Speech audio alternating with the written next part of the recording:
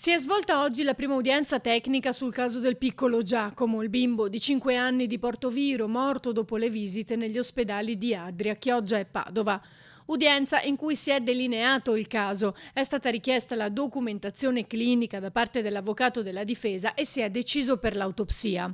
Siamo in una fase, come vi ho detto, di accertamento iniziale, quindi dobbiamo verificare, cioè dobbiamo ancora acquisire la documentazione medica, tutto quello che riguarda appunto la fase così degli accertamenti preliminari in sostanza. Quindi dallo Stato, quindi il pubblico ministero ha appunto aperto un procedimento proprio in ragione di questo, perché vuole vedere, capire.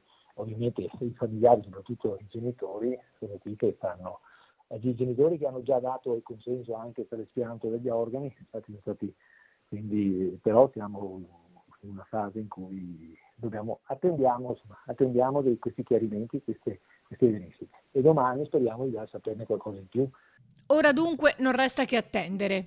I prossimi passi sono quelli di attendere l'esito di questi accertamenti, avere la possibilità quindi di avere l'accesso di verificare tutta la documentazione medica e clinica che è stata, per quanto non è che ci sia grandi cose, perché stiamo parlando di qualcosa che si è in un lampo di 24 ore, di 36 ore al massimo, insomma ci stiamo discutendo di questo.